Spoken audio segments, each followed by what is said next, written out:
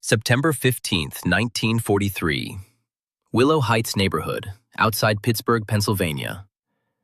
Defense engineer Merritt Caldwell sat in his garage workshop, staring at the photographs he'd just developed in the makeshift darkroom. The first image showed his house.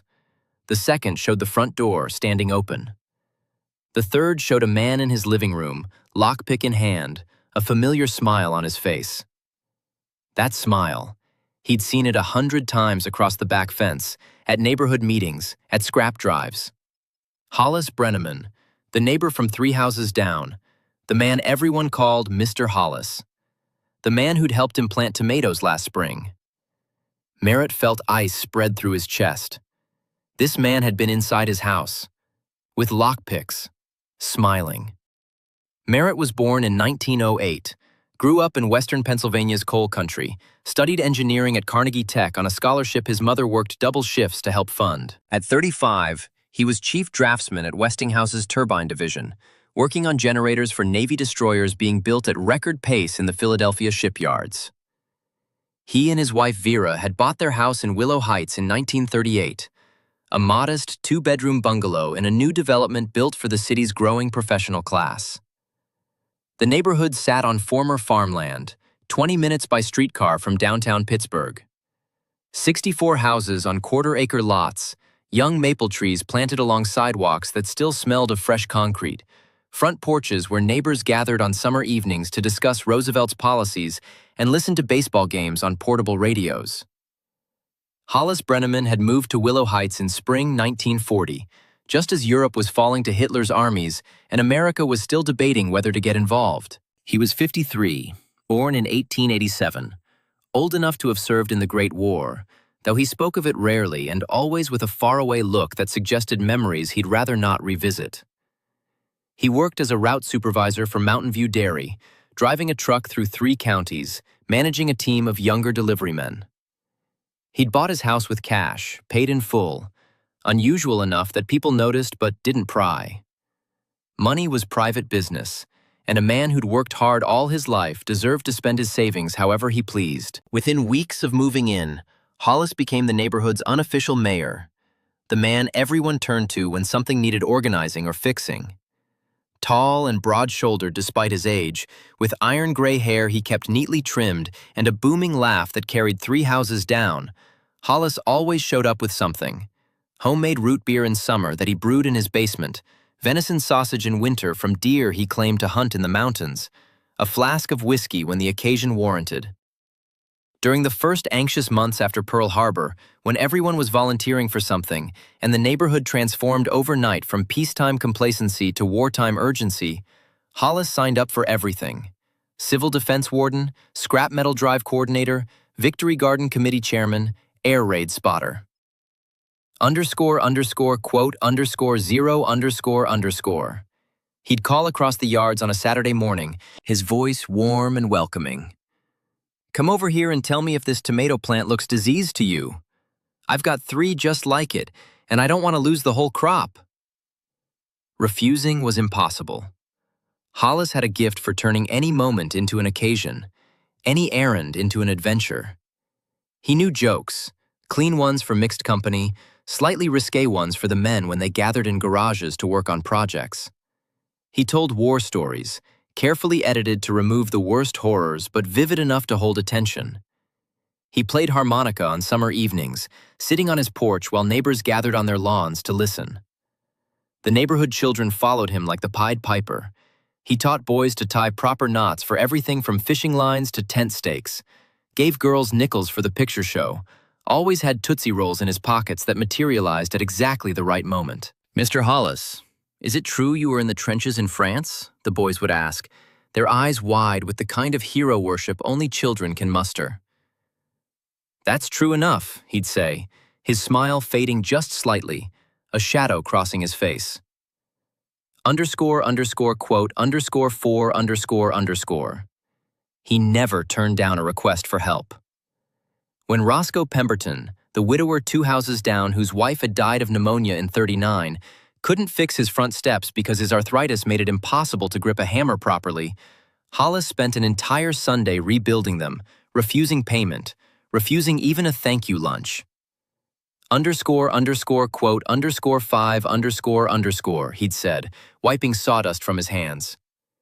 When Dorothy Ashford, the high school Latin teacher with the severe bun and kind eyes, had to visit her sick mother in Cleveland for 2 weeks, Hollis watered her victory garden daily, picked her tomatoes and beans at peak ripeness, left them on her porch in neat baskets covered with clean dish towels. When someone got a package notification from the post office but couldn't get downtown to collect it during business hours, Hollis would fetch it on his lunch break, keep it safe in his house, deliver it personally that evening with a cheerful, quote, 6, quote, 7, said Constance Murdoch, a nurse at Mercy Hospital who lived across the street from Merritt and worked brutal double shifts that left her exhausted and grateful for any kindness.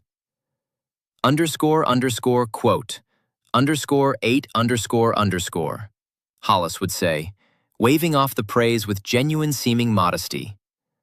___, quote, _9 ___, Merritt trusted him too.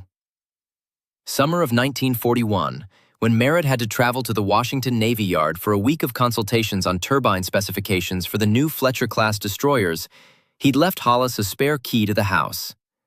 It seemed natural, sensible even. Vera would be working her shifts at the Westinghouse cafeteria, and someone needed to check on things. Could you keep an eye on things? Water the lawn if it gets dry? We've got those new roses Vera just planted, and they need attention.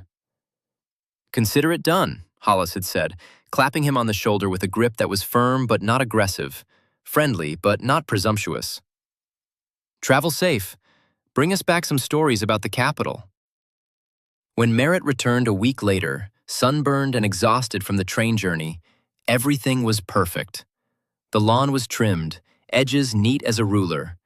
Mail stacked carefully on the kitchen table, bills separated from letters, newspapers folded, and there was a bottle of milk in the icebox with a note in Hollis's neat handwriting. Quote, 13. In spring 1942, about 2 months after the government announced meat rationing and everyone started planting bigger victory gardens, strange things started happening in Willow Heights. Roscoe Pemberton lost a set of quality Craftsman wrenches from his garage, the kind you couldn't buy anymore because all the good steel was going to the war effort. Then, someone's home-canned vegetables disappeared from their basement pantry. Not all of them, just 6 jars, the kind of loss you might not notice for weeks.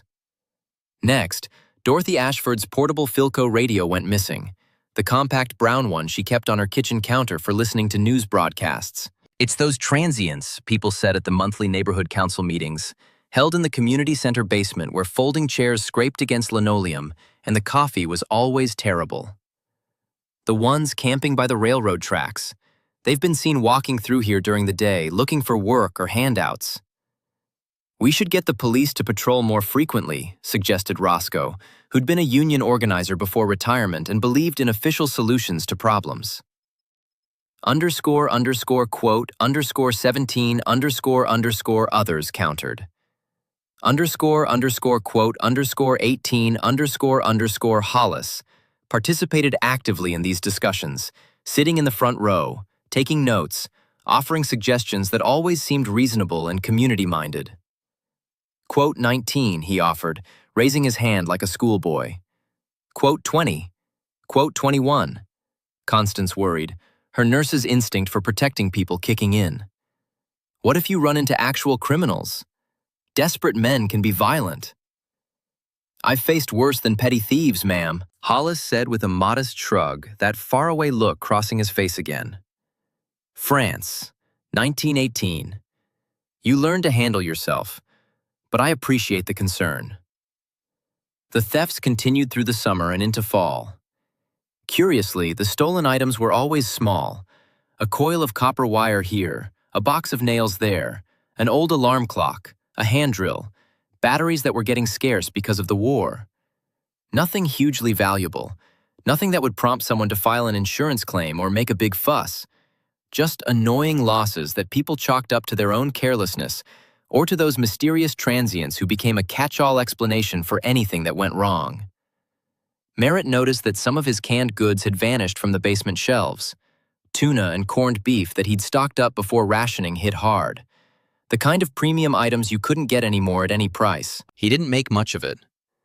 Maybe Vera had taken them to the church food drive for the servicemen's families and forgotten to mention it. She was working long hours, exhausted by the end of each day. Easy to forget small things. Summer 1943 brought an incident that made Merritt uneasy in a way he couldn't quite articulate. He'd come home from work on a Wednesday afternoon in July, unusual for him. He'd forgotten technical drawings he needed for a Thursday morning meeting with Navy brass who were visiting to review turbine production schedules. As he approached his house on foot, having gotten off the streetcar 2 stops early to clear his head, he saw Hollis emerging from his front walkway, moving with the casual confidence of someone who had every right to be there. Hollis showed no embarrassment whatsoever, no guilty startle, just that same warm smile. Merritt said, studying Hollis's face for any sign of deception and finding nothing but open friendliness. "But mine seem fine. No water damage that I've noticed." "Good, good," Hollis said warmly, nodding with satisfaction. "Better safe than sorry, right? Can't be too careful with these spring storms. Foundation damage is expensive to fix, especially with construction materials being scarce. An ounce of prevention, as they say." Merritt went inside. Nothing disturbed, nothing obviously out of place. But something nagged at him as he gathered his blueprints. Nobody else's gutters had problems except Roscoe's, whose house was genuinely old and poorly maintained, built 10 years before the rest of the development. Why would Hollis specifically check his house? And why hadn't he knocked, left a note, waited to mention it? The whole interaction felt slightly off, like a note played just sharp of the key. But the thought dissolved in the press of work. The turbine division was in crisis mode, rushing orders for new destroyers being laid down at Brooklyn Navy Yard, Mare Island, Bath Iron Works. The Navy was losing ships faster than they could replace them, and every day counted. Merritt rarely made it home before 8 o'clock, worked Saturdays, brought blueprints home to review on Sundays while Vera listened to radio programs and knitted socks for soldiers. In August 1943, Constance Murdoch's engagement ring disappeared. Her fiancé had been killed at Guadalcanal 6 months earlier, and she wore the ring on a chain around her neck most days. But at home, she kept it on her dresser in a small velvet box. Safer there, she thought, than risking loss at the hospital. She'd left it there on a Tuesday morning when she went to work a double shift. When she came home Wednesday evening, exhausted and hollow-eyed from 18 hours on her feet, the box was empty. "This isn't transience anymore," she told an emergency neighborhood meeting that Saturday, her voice shaking with anger and grief. "This is someone who knows our houses, someone who's been inside, who knows where we keep things. The ring was in my bedroom, in the jewelry box on the dresser, tucked under the drawer liner. A random thief looking for quick cash wouldn't know to check there. This is personal." "We need to file police reports," Roscoe insisted, pounding his fist on the table. "Get this on record. Maybe there's a pattern they can track." "And what'll they do?" asked Edgar Holcomb, the postman who lived on the corner and had a practical, cynical view of bureaucracy. "Take statements, file paperwork, never follow up. They're stretched thin as it is, dealing with actual violent crime downtown. Missing wrenches and jewelry aren't high priority when they've got murders and robberies to solve." Hollis sat listening, shaking his head sadly, his expression one of genuine distress. "World's full of decent folks and scoundrels both," he said philosophically, his voice heavy with the wisdom of age. "My father used to say, 'Trust everyone, but lock your doors.' Best thing any of us can do is improve our security. Me? I put bars on my basement windows last month. The hardware store on 5th had them on sale. Changed my locks, too. Got the new pin tumbler kind from Yale. Cost a few dollars, but it's worth the peace of mind." "That's smart thinking, Hollis," Dorothy Ashford agreed, making a note on the small pad she always carried. Merritt considered his own security that evening, lying in bed next to Vera while she slept and he stared at the ceiling. His house had the original builder's locks, simple pin mechanisms that any experienced burglar could defeat with basic tools. No window bars, no deadbolts, no security beyond the basic assumption that neighborhoods like this were safe. The community had always felt protected by its own cohesion. Everyone knew everyone. People looked out for each other.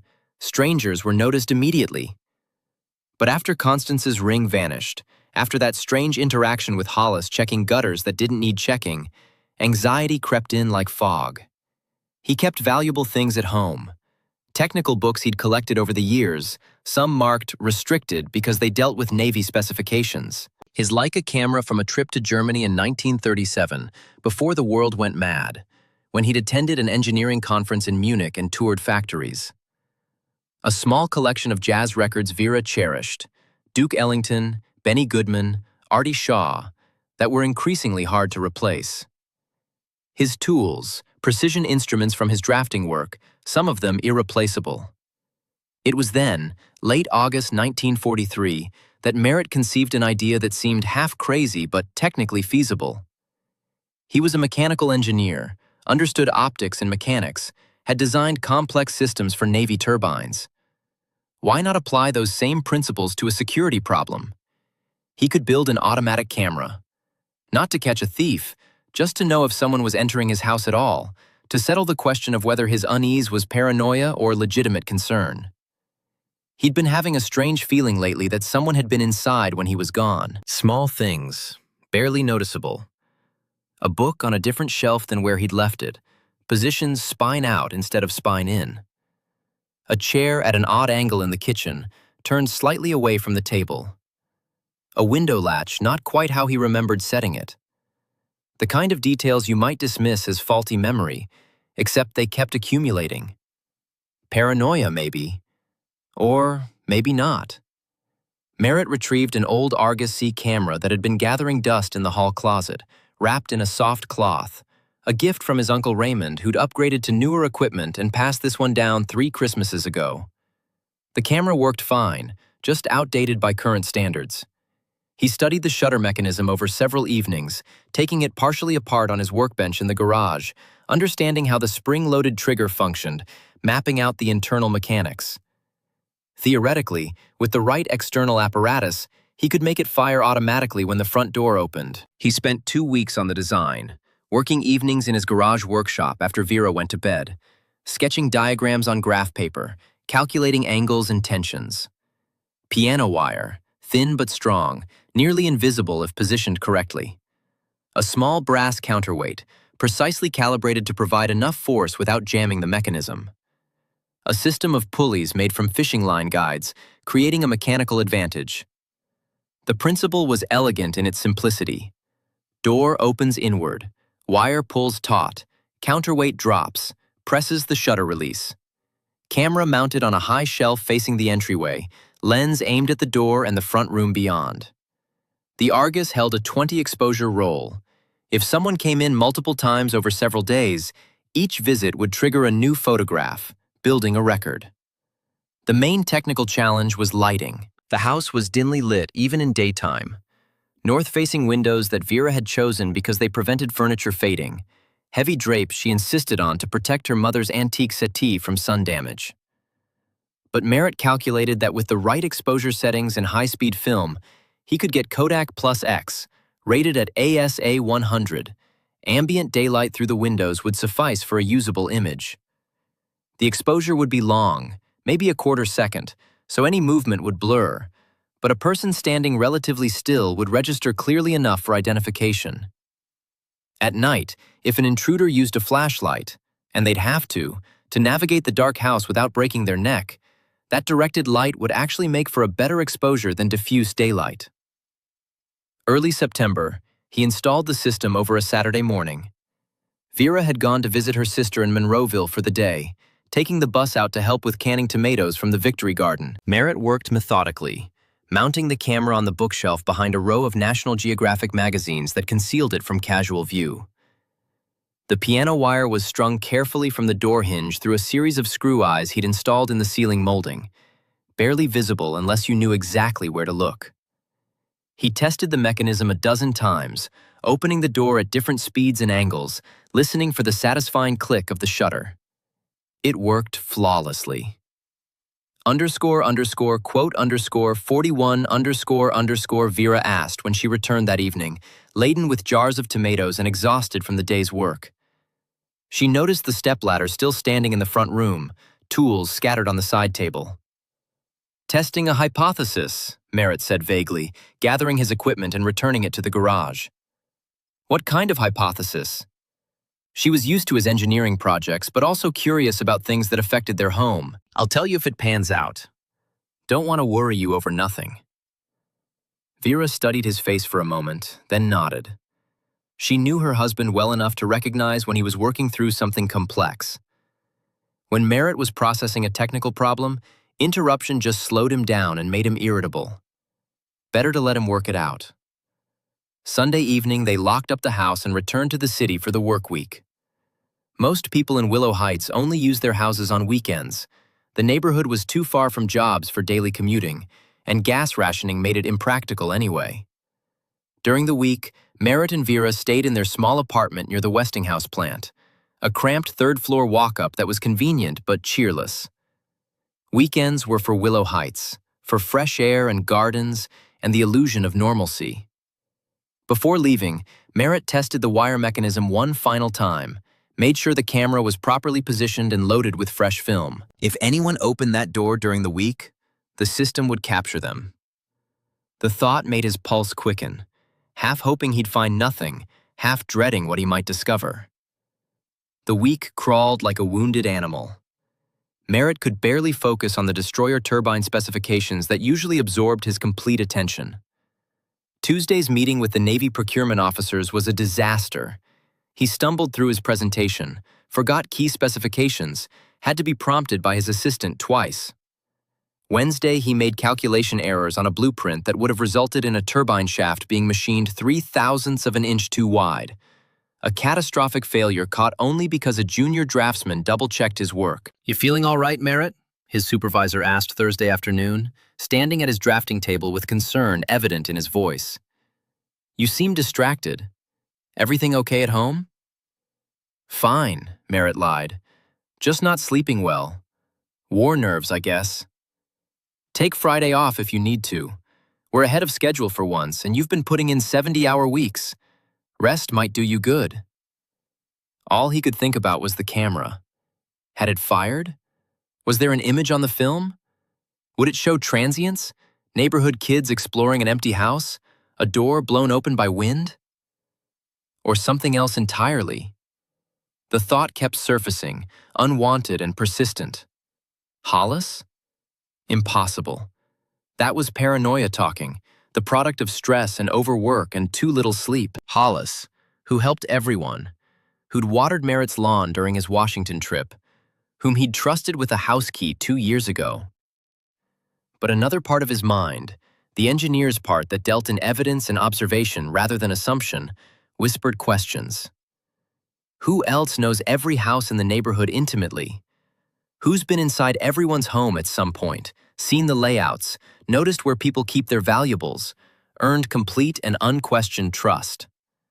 Who has the perfect cover story for being anywhere, doing anything, because he's established himself as the helpful neighbor who's always checking on things? Ridiculous, Merritt muttered to himself Thursday evening, hunched over turbine drawings at his drafting table while other workers filed out for the day.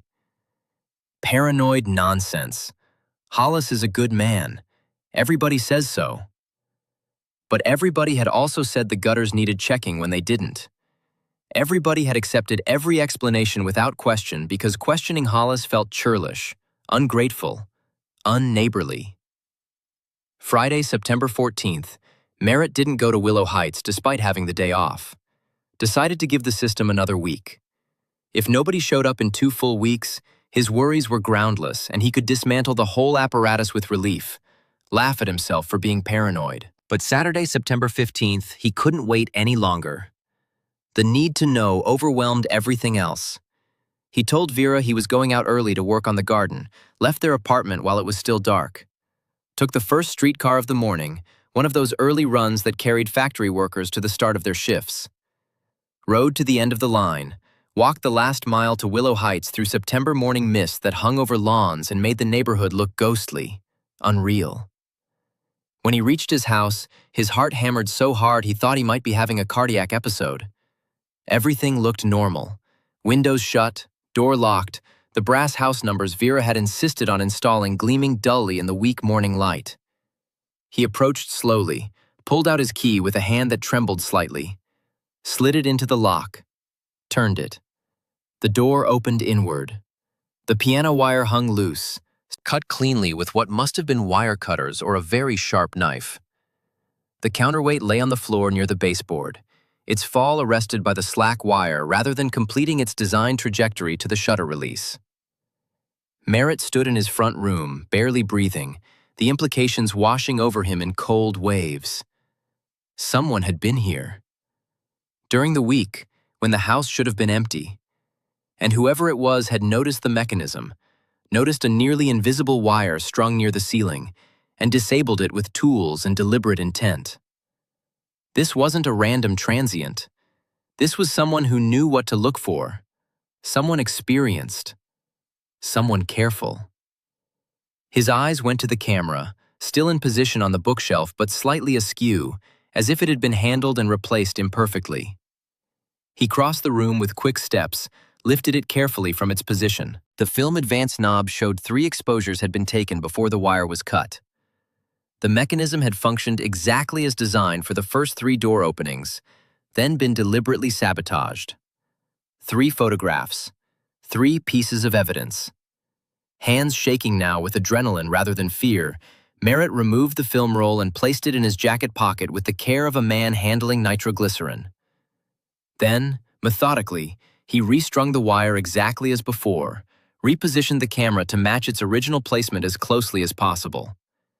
Made it look like nothing had changed, like the cut wire was still the disabled state the intruder had left it in. Whoever had cut the wire would think they'd eliminated the problem, that they were safe from observation. But Merritt now had 3 images, 3 pieces of physical evidence that someone had been in his house. He locked up carefully, tested the door twice to make sure it was secure, then walked the mile back to the streetcar stop with the film canister burning like a coal in his pocket. Took the streetcar downtown to a photo supply shop he knew stayed open Saturday mornings to serve the amateur photography market. Bought developing chemicals, D76 developer, acetic acid stop bath, rapid fixer, and a box of photo paper. The clerk, an elderly man with thick glasses, gave him a knowing look. Quote 52, quote 53, Merritt said, paying cash and declining a receipt. Rode back to Willow Heights, went straight to his garage. He'd set up a makeshift darkroom there 18 months ago, initially for developing blueprint copies at home when work was urgent and he couldn't wait for the office photography department. Light-tight window coverings, a safe light he'd built from a regular bulb and red cellophane, trays for the chemical baths. Basic, but functional. Now he loaded the film into the developing tank by feel in complete darkness, a process he'd practiced enough times that his hands knew the movements automatically. Added the developer, started the timer, agitation at 30-second intervals, watching the second hand sweep around the luminous dial of his pocket watch in the dim red glow. 5 minutes in developer, 30 seconds in stop bath, 5 minutes in fixer. Then the lights could come on. When he finally pulled the negatives from the tank and held them up to examine against the window light, his breath caught in his throat and stayed there. 3 images, clearly visible on the film. Frame 1, his front room, door visible at the edge of the frame, standing open.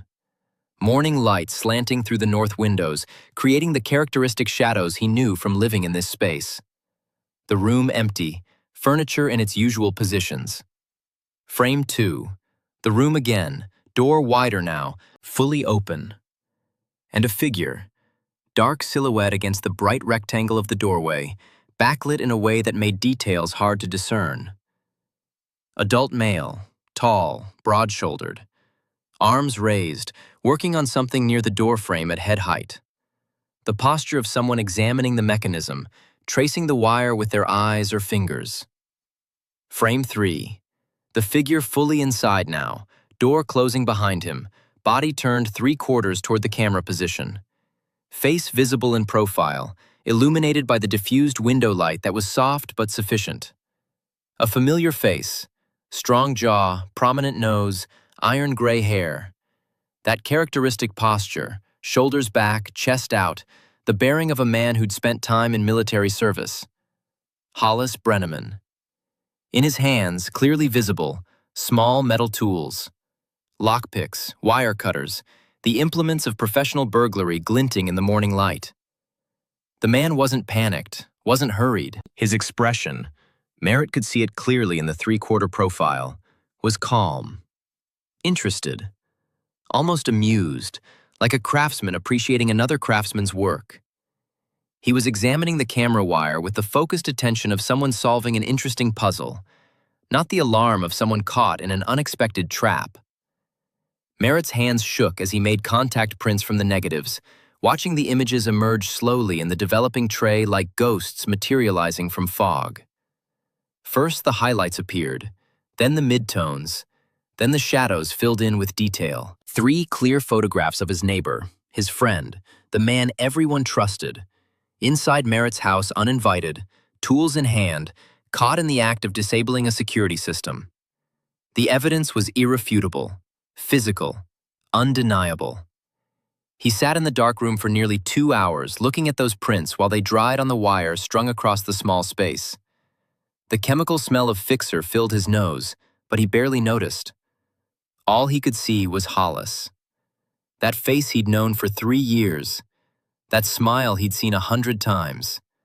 The helpful neighbor, the war veteran, the man who brought root beer and venison sausage, who organized scrap drives and victory garden committees, who made children laugh and watered gardens for neighbors who were away. That same man, in Merritt's private space, with burglary tools. The cognitive dissonance was almost physically painful. How could both versions exist simultaneously? How could Hollis be both the generous neighbor and the calculating thief? Which version was real? Or were both real somehow, existing in the same person like light being both particle and wave? The question gnawed at him. What to do now? The evidence was clear, but the path forward wasn't. Merritt's first instinct was to go straight to the police, march down to the precinct house, slam the photographs on the desk, demand immediate action. But something stopped him. Something practical, calculating, born from years of navigating the politics of defense contracting and military bureaucracy. What would he actually say? "My neighbor broke into my house. Here are photographs I took with a hidden camera I installed without telling anyone." Would they take it seriously? Hollis was friends with half the beat cops in this part of town. He invited them to neighborhood barbecues, made sure they got coffee and donuts during their patrols, called them by their first names. Officer McCarthy had even helped Hollis fix his front steps last spring, spent a whole Saturday working on it together. And more importantly, what exactly had Hollis taken? The house seemed undisturbed, nothing obviously missing.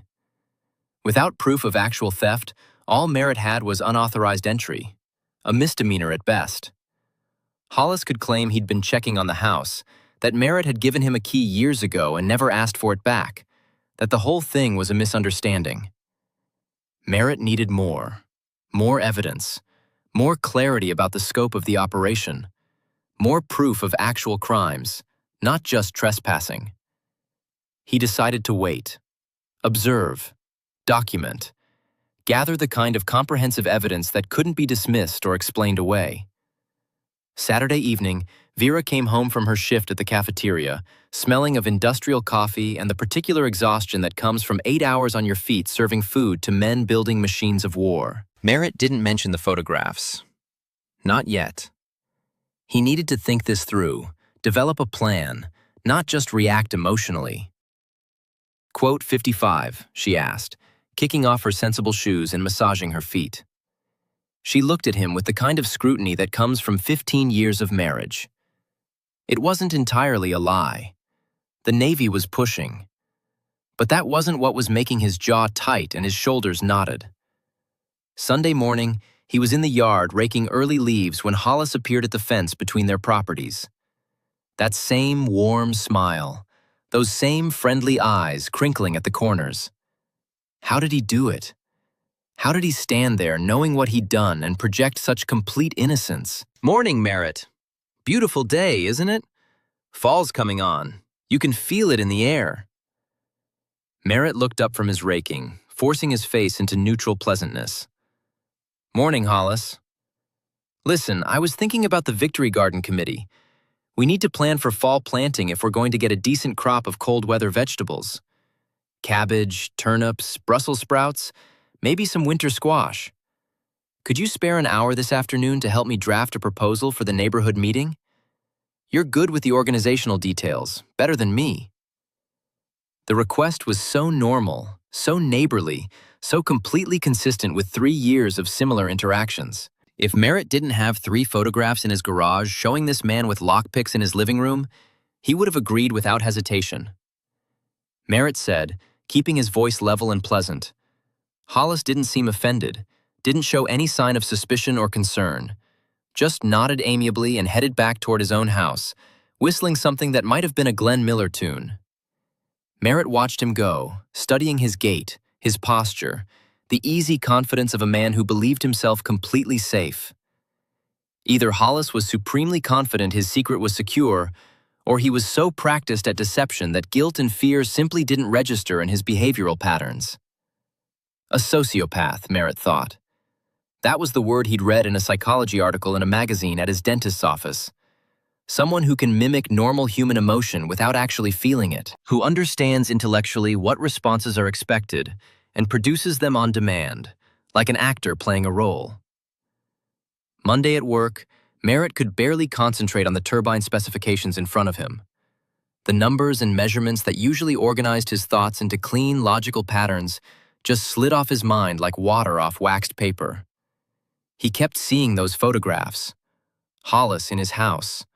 Hollis with lockpicks. That calm, almost amused expression. At lunch, instead of eating in the cafeteria with the other engineers, he walked to the main branch of the Carnegie Library downtown. Asked the reference librarian, a stern woman in her 50s who seemed to know the location of every book in the building, if they had anything on criminology or police investigation methods. She gave him a look that was curious but professional. Specific interest or general? Burglary, theft, how criminals operate.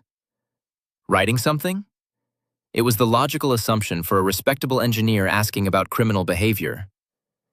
Research project, Merritt said vaguely. She pulled several volumes from the stacks in the social sciences section. Criminal Psychology by Hugo Munsterberg.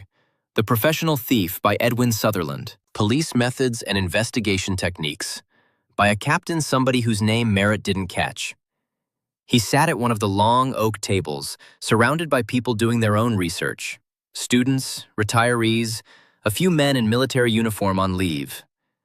Spent his lunch hour reading about burglary patterns, criminal psychology, typologies of theft. One chapter in the Sutherland book stopped him cold. Chapter 7, quote 71, quote 72, the author wrote, quote 73, quote.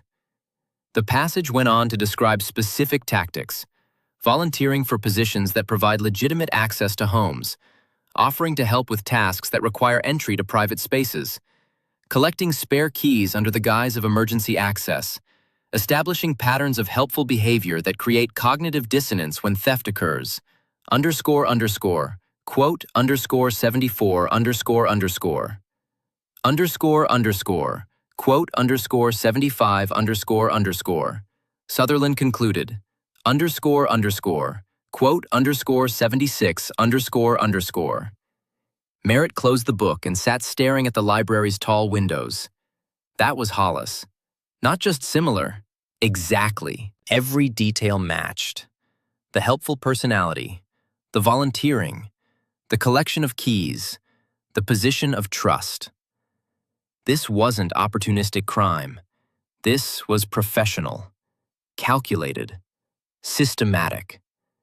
And if it followed the pattern described in the book, Hollis had probably been doing this long before Willow Heights, probably in previous communities, probably for years. Tuesday evening, after work, Merritt began his own investigation. Started with a simple task: figure out who else Hollis might be victimizing.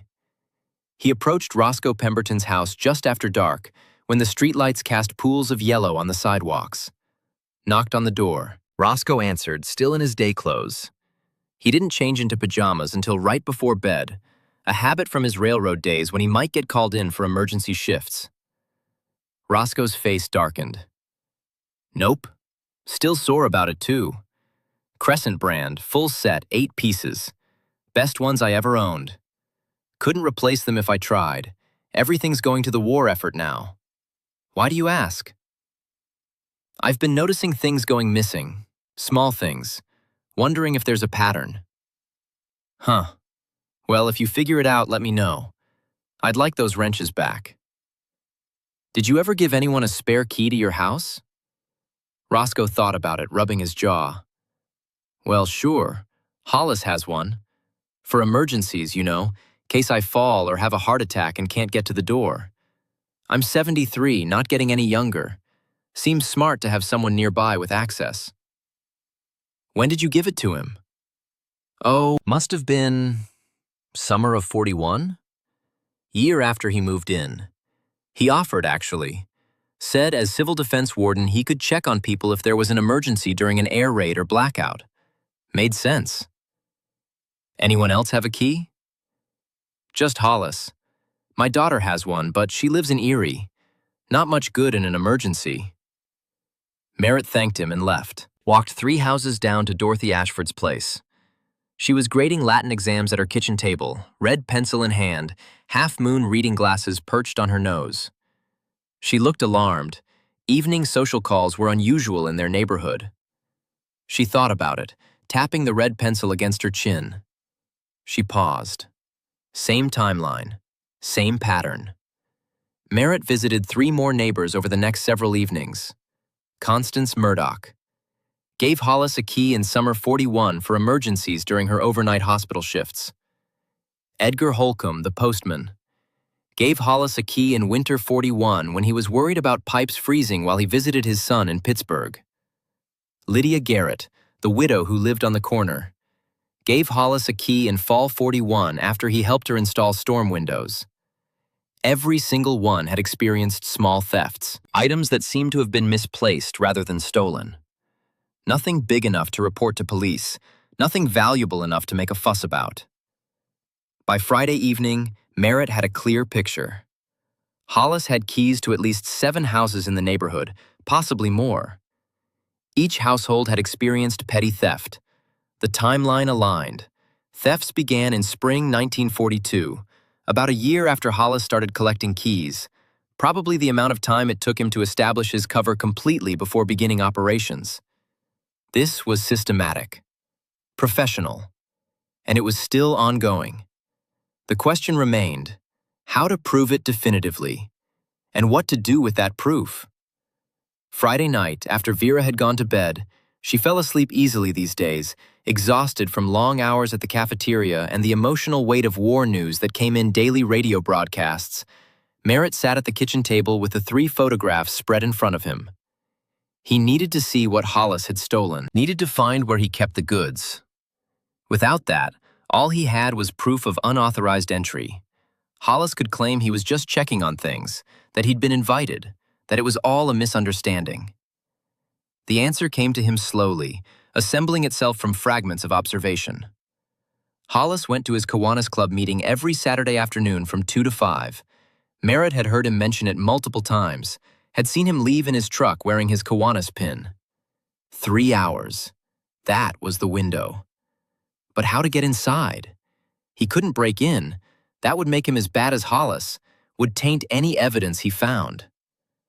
Sunday morning, sitting in his garage pretending to organize tools while actually thinking through the problem, the solution appeared. There was a neighborhood meeting scheduled for Tuesday evening, planning the fall scrap metal drive, one of Hollis's pet projects. Hollis would be there, would probably run the meeting with his usual organizational flair. Merritt could volunteer to take formal notes, then claim he needed reference materials from last year's drive. Materials that Hollis would have at his house. Ask to borrow Hollis's key, get the materials, take a quick look around. It was thin, but it might work. The meeting happened Tuesday evening, September 21st, at the community center. 23 neighbors attended. Good turnout, driven by patriotic fervor and the sense that scrap metal drives were tangible contributions to victory. Hollis ran the meeting with his usual charismatic efficiency, getting everyone excited about the upcoming drive, organizing teams by street, assigning collection territories, setting ambitious goals. Quote, 98, he declared, and everyone applauded. Someone started singing, quote, 99, and the whole room joined in, voices echoing off the linoleum floors and fluorescent lights. At the end, as people were gathering their coats, Merritt raised his hand.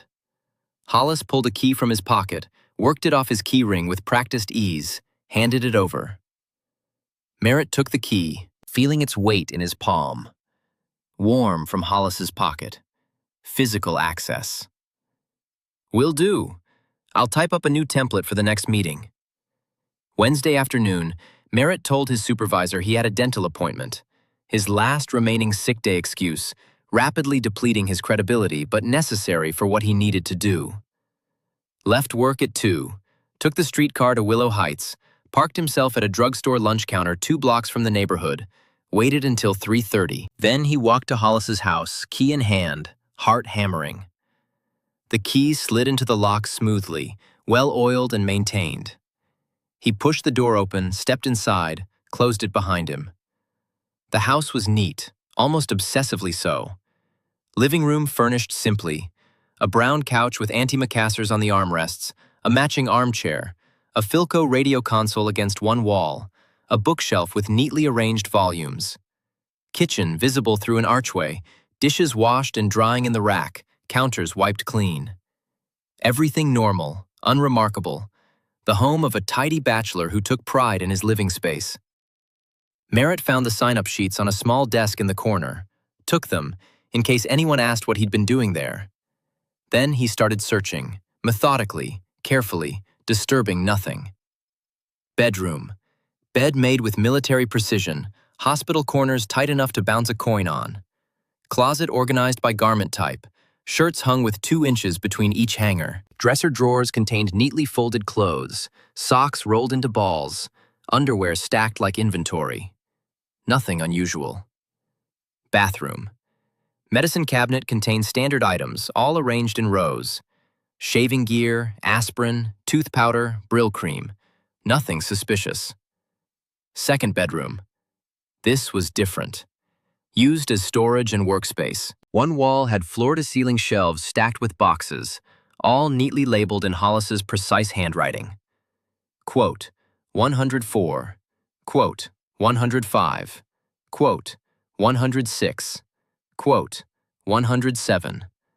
All perfectly innocent labels. Merritt started opening boxes. Winter clothes box. Actually contained winter clothes. Heavy wool sweaters, thick socks, thermal underwear. Camping equipment. Tent, sleeping bag, mess kit. Books. Old textbooks, outdated encyclopedias. But the tools box was different.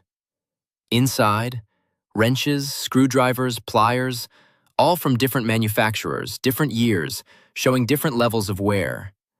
Not a matched set that someone would buy for themselves. A collection. He examined them more closely. One set of wrenches had faint stamping on the handles. Underscore, underscore, quote, underscore, 108, underscore, underscore, in worn ink. Roscoe Pemberton. Another had underscore, underscore, quote, underscore, 109, underscore, underscore, scratched into the metal. Dorothy Ashford? She'd mentioned losing tools. His pulse quickened. Evidence. Kept searching. Found a wooden crate tucked under the workbench, covered with a canvas tarp. Inside, more tools. A portable radio, small brown Philco brand. Batteries still in it. A gold brooch with a small sapphire. His breath caught. Vera's brooch. The one her grandmother had given her. Canned goods stacked along one wall, covered with a sheet. He lifted it. Tuna, corned beef, sardines, olives, all the premium items that had disappeared from his own pantry. And then, In the bottom drawer of the desk where the sign-up sheets had been, he found it. A cigar box, the kind used to store precious things.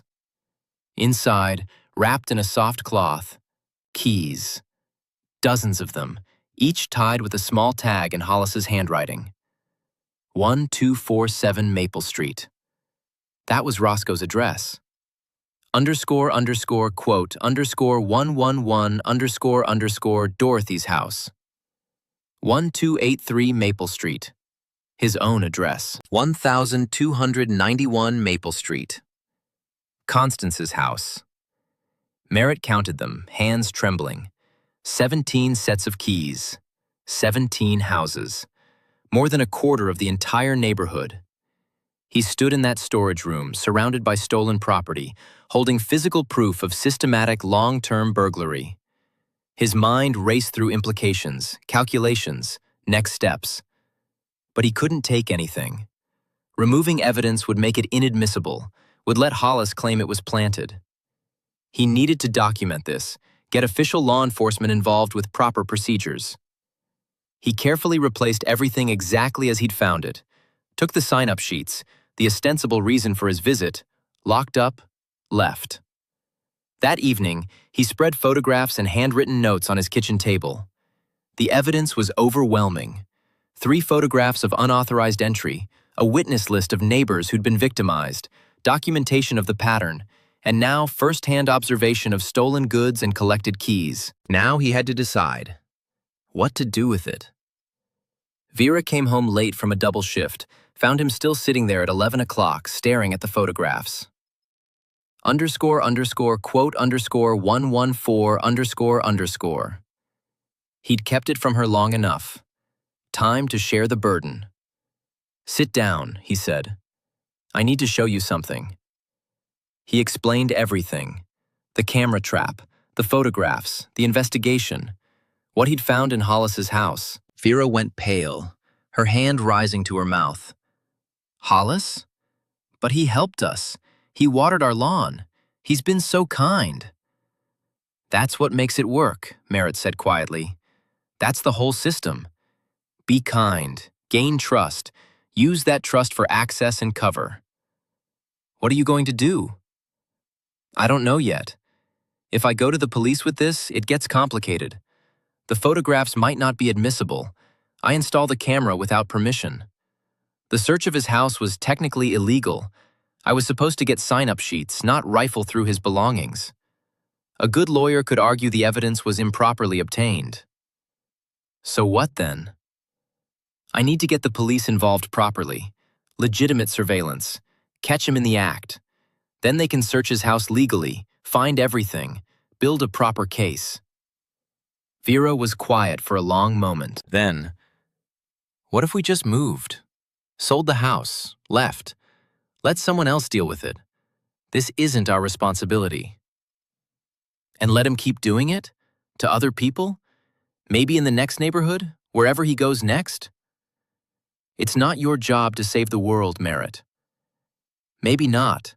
But it's my responsibility not to let a criminal operate freely when I have evidence, when I can stop it. She sighed, recognizing the stubborn set of his jaw that meant his mind was made up. You're going to do what you think is right, regardless of what I say. I need your support. But yes, I can't let this go. It's not just about the stolen goods. It's about the violation.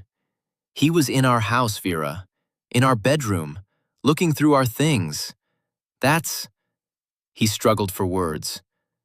That's a kind of assault. Not physical, but real. She nodded slowly. All right. What's the plan? Thursday morning, Merritt made an appointment with Police Chief Howard Larkin, brought the photographs, his notes, the list of victimized neighbors, a typed summary of what he'd observed in Hollis's house. Chief Larkin was in his mid-50s, gray-haired, with the weary competence of a man who'd seen too much of humanity's worst behavior. He listened without interrupting, studied the photographs through reading glasses, rubbed his jaw thoughtfully. This is serious, Mr. Caldwell. Good detective work, actually. Better than some of my officers would do. But I've got a problem. What problem? You obtained some of this evidence through what a judge might call illegal search. The camera photographs are fine. You installed security equipment in your own home, perfectly legal. But the search of Brenneman's house? You were given a key for a specific purpose. Photographing the contents of his storage room isn't covered by getting sign-up sheets. So we can't use it? I didn't say that. I said it's complicated. Here's what I can do legally. I can put surveillance on Brenneman based on the photographs you've provided. They show unauthorized entry, which is sufficient probable cause. If we catch him entering another house he has no right to enter, we can arrest him on the spot, get a search warrant for his house based on the arrest, and search his premises legally. Everything we find after that is admissible. But I need you willing to testify about the camera, the photographs, what you saw. I'll testify. Good. It might get uncomfortable. His lawyer will try to make you look paranoid, maybe suggest you fabricated evidence out of personal grudge. You prepared for that? I have nothing against Hollis personally. I just want the truth to come out. All right. Give me a week to set up surveillance. We'll coordinate with the county sheriff. I don't have enough men for round-the-clock coverage. But we'll get him. Merritt waited. Each day felt like a month. He avoided Hollis as much as possible, made excuses when Hollis called over the fence with friendly greetings or invitations to help with some neighborhood project. The dissociation was exhausting, continuing to live in a community where half the people still trusted the man Merritt knew to be a criminal. September 29th, Chief Larkin called. His voice was tight with satisfaction. We got him. Caught him coming out of the Pemberton house this morning at 10:15, lockpick kit in his pocket, carrying a canvas bag that turned out to contain Pemberton's silver coffee service. Family heirloom. Been looking for it for months. He's in custody. We're searching his house right now with a properly executed warrant. Finding everything you described, plus more. We're cataloging it all. What happens next? Arraignment tomorrow. Bail hearing. Then we build the case for trial. Looks like we've got him on 17 counts of burglary, multiple counts of theft, possibly receiving stolen property if any of this stuff came from outside Willow Heights. Will he make bail? Hard to say. Depends on the judge. But with 17 victims and clear flight risk, he's got no family ties here, nothing keeping him in town. I'm guessing bail will be high if it's granted at all. Thank you, Chief. Thank you, Mr. Caldwell. You did the legwork that broke this. Probably saved your neighbors years of losses they never would have connected to Brenneman. Friday evening, around 6 o'clock, there was a knock on Merritt's door. Constance Murdoch stood there, still in her nurse's uniform from the day shift, looking shaken and exhausted. Her voice was tight. Quote 149, quote. Quote 150, quote. Quote 151, quote. Merritt invited her in, made tea, told her everything. Showed her the photographs, explained the investigation, described what the police had found. She sat in stunned silence for a long time, tea growing cold in her cup. Quote 152, quote 153. Merritt confirmed. She nodded slowly, processing. Then, unexpectedly, by Saturday afternoon, the entire neighborhood knew. Chief Larkin had called the emergency meeting at the community center at 2 o'clock, explained what they'd found, showed some of the evidence, photographs of the stolen goods laid out on tables at the police station, page after page of documented property. The reaction was complex, multifaceted, almost impossible to describe as a single emotion. Shock, certainly. Betrayal, deep and wounding. Anger, hot and righteous. But also, strange defensiveness, cognitive dissonance so strong it created denial even in the face of overwhelming evidence. Edgar Holcomb said, standing up with trembling hands. Chief Larkin said patiently. Someone suggested weakly. The denials crumbled slowly, like a dam failing in stages. Acceptance came in waves, different for each person. Roscoe Pemberton stood up, his face gray and haggard. underscore underscore quote underscore 166 underscore underscore. His voice broke. Nobody moved to comfort him. Everyone was too locked in their own processing, their own betrayal. Dorothy Ashford was crying quietly in the back row, dabbing at her eyes with a handkerchief. Underscore underscore quote underscore 167 underscore underscore underscore. The meeting dissolved into overlapping conversations, people comparing notes, realizing what they'd lost, understanding for the first time how they'd been manipulated. Some were angry at Hollis. Others were angry at themselves for being fooled. A few were angry at Merritt for exposing it, irrational but real, shooting the messenger because the message was too painful. Merritt sat quietly in the front row, watching the community process the revelation. This was necessary, he reminded himself. Better to know the truth than to continue being victimized. Better to face reality than to live in comfortable delusion. But the cost was visible in every face around him. Something had been destroyed that could never be rebuilt. Constance approached him afterward, when the meeting had broken up into small clusters of shocked conversations.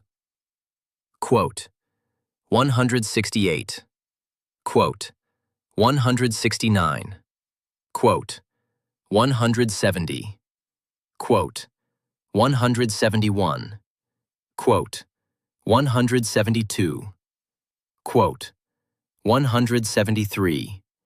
Merritt said quietly. The trial happened in November. Hollis pled guilty on the advice of his lawyer. The evidence was so overwhelming that fighting it would only result in a harsher sentence. He was sentenced to 5 years in state prison at Rockview Penitentiary. But the real damage wasn't legal. It was social, psychological, communal. The neighborhood changed after Hollis's arrest, transformed in ways both visible and subtle. People stopped gathering on porches in the evenings, stopped borrowing tools or cups of sugar or eggs for baking. Everyone installed new locks, heavy deadbolts, chain locks, window locks. Some put bars on their basement windows. Trust evaporated like morning mist under harsh sun. Roscoe Pemberton became bitter, suspicious of everyone who tried to help him. Underscore underscore quote underscore 174 underscore underscore, he'd say. From now on, I trust nobody. Dorothy Ashford stopped attending neighborhood meetings entirely, sold her house 6 months later, moved to Cleveland to live with her mother permanently. I can't be in a place where someone violated my privacy that way, she told Merritt when she came to say goodbye.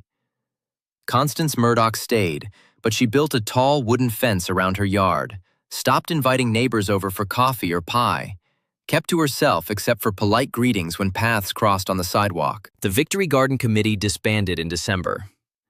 Too many members had lost interest, lost heart, lost the sense that they were all working together toward common goals.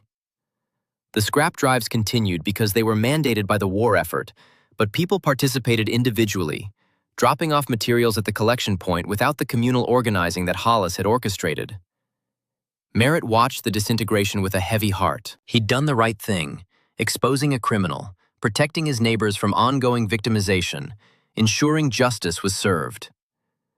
But the cost was the destruction of the community itself, the dissolution of the social fabric that had made Willow Heights feel like more than just a collection of houses. Hollis had stolen more than property.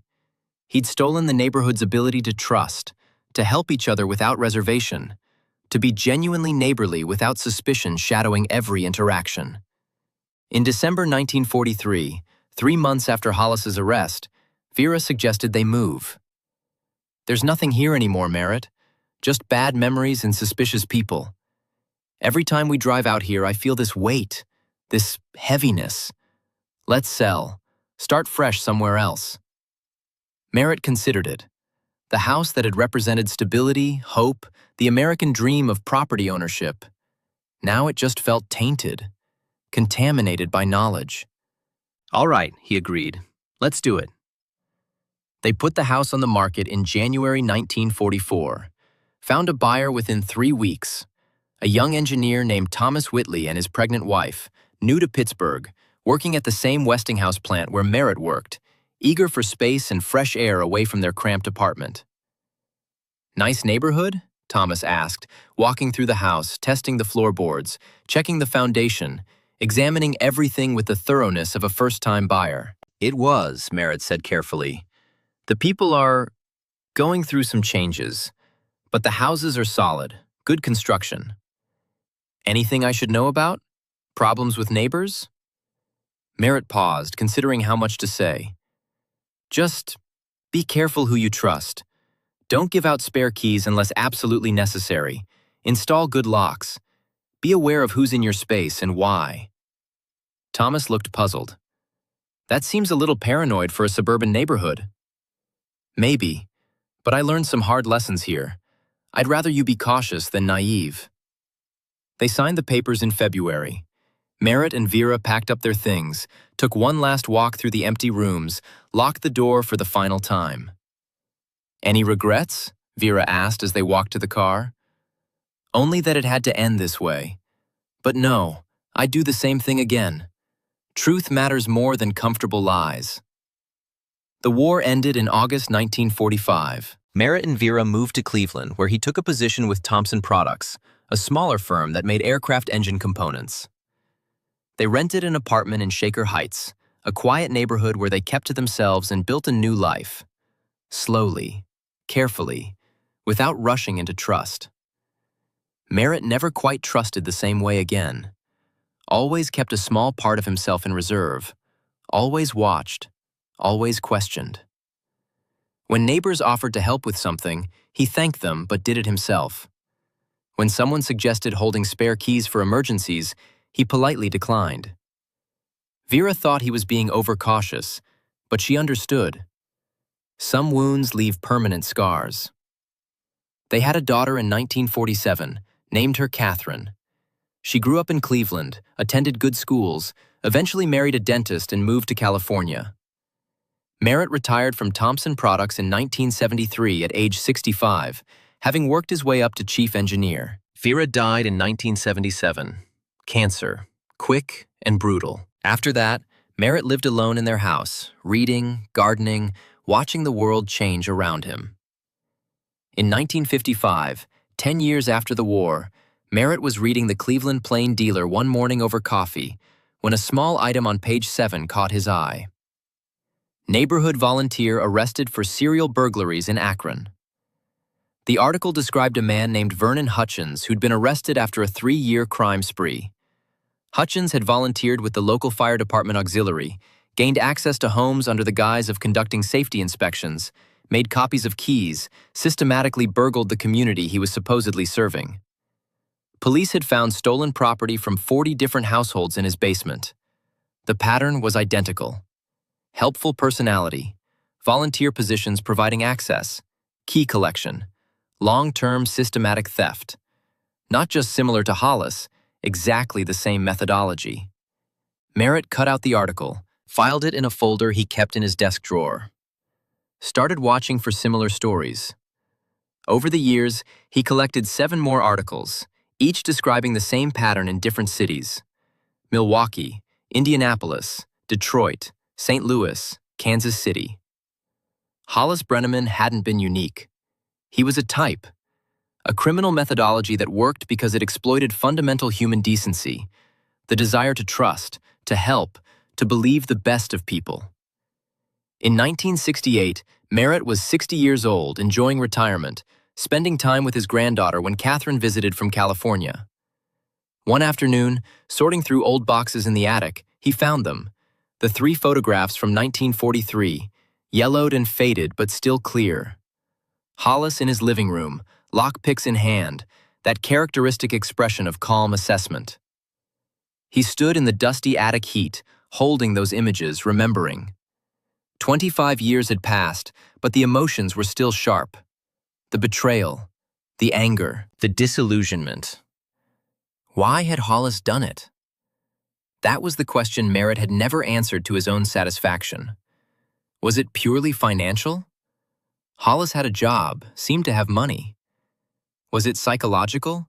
The thrill of deception, the satisfaction of fooling people, the sense of power that came from moving through their private spaces unseen? Was it some kind of pathology? a broken piece inside him that made normal human connection impossible, forcing him to simulate relationship while actually exploiting it. Merritt didn't know, would never know. Hollis had died in prison in 1947, heart attack, no deathbed confession or explanation. He thought about destroying the photographs, but something stopped him. They were evidence of something important, not just a specific crime, but a broader truth about human nature, about trust and exploitation, about the masks people wear. Some people use trust as a weapon. They study what makes others feel safe, what makes them drop their guard, what creates the cognitive dissonance that protects the predator from suspicion. They become experts at being liked, at being helpful, at being exactly what their targets want them to be. The most dangerous people aren't the obviously malicious. They're the ones who seem genuinely kind, who make you feel foolish for being suspicious, who convince you that doubt itself is a moral failing, a betrayal of community values. Merritt put the photographs back in their envelope, returned them to the box, pushed it back into the attic corner where it had been. Lessons learned but not forgotten. Truths preserved even when painful.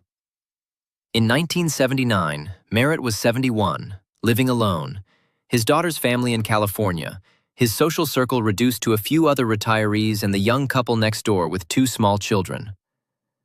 One evening in October, the neighbors knocked on his door. The Hendersons, Rob and Linda, earnest young people in their late 20s. "Mr. Caldwell, we're taking the kids to Disneyland for 2 weeks. School break. Would you mind keeping an eye on our house? Maybe water the plants? We'd really appreciate it." Merritt looked at them, young, trusting, open-faced, the kind of people who assumed the world was fundamentally good because they'd been fortunate enough never to learn otherwise. Quote _191, he said. Quote 192. They looked puzzled, exchanging a glance. Quote 193. Quote 194, Merritt said carefully. Quote 195. Quote 196. Quote 197. They thanked him politely, but he could see in their eyes they thought he was just an anxious old man, overcautious to the point of paranoia. Maybe he was. Or maybe he'd learned something they hadn't yet had to learn. As he watched them walk back to their house, hand in hand, children running ahead, he thought about Hollis Brenneman. Wondered where the man's grave was, if anyone visited it, if anyone remembered him except as a cautionary tale. Probably not. Predators like Hollis left no real legacy except the damage they inflicted. No relationships, no genuine connections, no one to mourn them when they were gone. That was the real tragedy, Merritt thought. Not just the crimes themselves, but the emptiness required to commit them. The hollow space where empathy and connection should exist, filled instead with calculation and exploitation. That night, Merritt dreamed of the photographs. In the dream, Hollis was standing in the living room exactly as captured in the third frame. But instead of examining the camera wire, he was looking directly at the lens. Directly at Merritt, smiling that familiar smile. And in the dream logic that makes everything simultaneously impossible and inevitable, Merritt understood that Hollis had known all along about the camera, had posed for it deliberately, had wanted to be seen, documented, remembered. The game wasn't about the theft. It was about the violation, about demonstrating power, about proving he could enter people's most private spaces and they'd never suspect, never know, never protect themselves.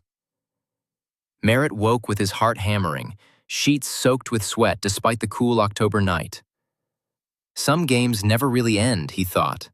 They just pause. The players change, but the game continues. He got up, made coffee at 3 a.m, sat at his kitchen table watching darkness give way to dawn. Thought about trust, about community, about the price of both. In March 1981, Merritt Caldwell died peacefully in his sleep at 73. His daughter flew in from California to handle the estate, grieving the father who'd taught her to be careful, to question, to verify before trusting. While clearing out the attic, she found the box of old photographs. 3 images of a man in a house, tools in hand, caught in the act of something clearly illicit. No context, no names, no explanation. "Who's this?" she asked the estate lawyer who was helping inventory potentially valuable items. "No idea. Looks like some kind of evidence photos. Want me to dispose of them?" She studied the images more carefully. Something about them felt significant. The careful framing, the hidden camera angle, the story they implied. "No," she said slowly. "I'll keep them. Dad must have had a reason to save them all these years." She took them home to California, stored them in her own attic with her father's other papers, forgot about them in the busy years that followed, raising her own children, managing her husband's dental practice, living the comfortable life her father's sacrifices had made possible. But the lesson Merritt learned lived on, transmitted not through the photographs themselves but through example and teaching. Catherine taught her children, "Be kind but not naive. Help others but protect yourself first. Trust but verify. Question motives. Watch for patterns. Don't dismiss intuition as paranoia. Sometimes suspicion is wisdom in disguise." Because evil isn't always obvious. Sometimes it wears the face of a friend. Sometimes it offers to help. Sometimes it smiles while it violates boundaries, steals property, destroys trust. And the only real defense is awareness. Eyes open, mind clear, willing to see what you don't want to see, to know what you wish wasn't true. That was Merritt Caldwell's legacy. Not the turbines he designed for Navy destroyers that helped win the war, not the house in Willow Heights, or the career at Thompson Products, or the comfortable retirement. His legacy was the hard-won knowledge that trust must be earned, maintained, questioned, and sometimes, when evidence demands it, withdrawn. That protecting yourself isn't paranoia, it's survival. That the price of community is eternal vigilance because predators are patient and evil is often charming. And that the most important thing you can teach the people you love is this: look carefully, trust slowly, verify always. Because the world contains both helpers and predators, and sometimes they look exactly the same.